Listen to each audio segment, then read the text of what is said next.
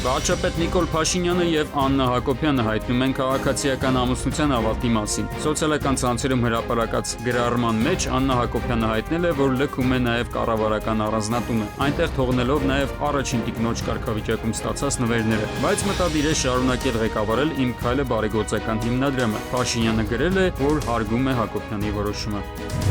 Միասնության թևեր քաղաքական նախաձեռնության ղեկավար Արման Թաթոյանն ու Հայաքվե ազգային քաղաքացիական միավորման համակարգող Ավետիք Չալաբյանը այսօր ստորագրել են համագործակցության հուշագիր, միավորելով իրենց ջանքերը Հայաստանի ապագայի շուրջ միասնական քաղաքական օրակարգ ձևավորելու նպատակով։ Հուշագրով կողմերը հայտարարել են առաջիկա խորհրդարանական ընտրություններին միասնության թևեր քաղաքական միավորի հիման վրա միասնական մասնակցության մասին։ Իսկ Հայրենիք կուսակցությունը հայտարարություն է տարածել, ըստ որի չի մասնակցի 2026-ի խորհրդարանական ընտրություններին, չմասնատելու ընդդիմադիր ձայները։ Կենսաթոշակների 10,000 դրամով բարձրացումը քաղաքական որոշում չէ, այլ ուշացած հաշվարկի արդյունք է, որը հնարավոր է դարձել միայն 2025 թվականի տնտեսական աճի վերջնական ամփոփումից հետո, հայտարարել է ֆինանսների նախարարը։ Գերատեսչությունից պարզաբանել են, թե տարվա վերջի արդյունքներով պարզվել է, որ ազատվել է կայուն եւ կանխատեսելի ֆիսկալ տարածք, ինչի հիման վրա 2026 թվականի բյուջեում նախատեսվում են փոփոխություններ։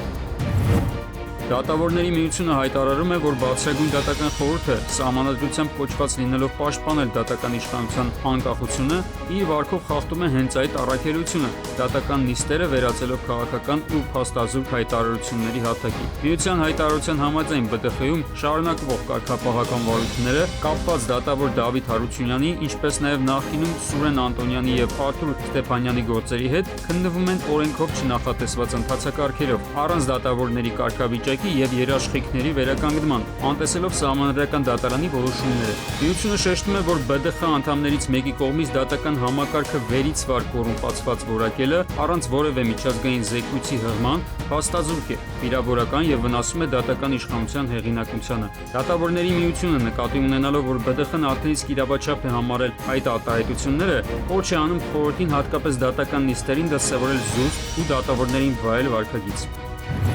Պետական եկամուտների կոմիտեն տեղեկացնում է, որ Բաբրեի մաքսային անցման կետը ժամանակավորապես փակ է ճանապարհների անանցանելիության պատճառով։ Խնդիրներից խուսափելու համար ԲԵԿ-ը տրանսպորտային միջոցների վարորդներին բոլորում է երթևեկությունը ժամանակավորապես իրականացնել Բագրատաշեն եւ Գոգավան մաքսային անցման կետերով։ Ամբողջությամբ Ձյան շղթով ու Մերկասառույցով է պատված Նիգավան գյուղից մինչև Մելիք գյուղ տանող մոտ 15 կիլոմետր ճանապարհահատվածը։ Ֆոտոլրագրող Շամփյանը հայտնել է, որ սպասարկող ճանշինը ոչինչ չի ձեռնարկել անգամ աղ ու ավազի խառնուրդով այն մշակելու համար։ Մեծ թվով ավտոմեքենաներ չեն կարողանում տեղաշարժվել, իսկ մի քանիսն էլ հայտնվել են ձնակույտում։ Բացի այդ, փրկարարները մեծ դժվարությամբ հաղթահարելով մոտ 3 կիլոմետր Մերկասառույց ճանապարհը Մելիք գյուղից հղի կնոջը հատուկ թրթուրավոր ավտոմեքենայով մոտեցրել են Ծաղկահովիտ բժշկական կենտրոնի շտապ օգնության ավտոմեքենային։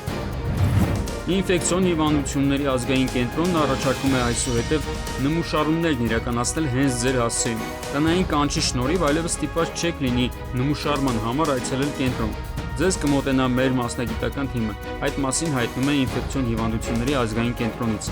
Արմեն Աթալյան, ժամը լրատվական։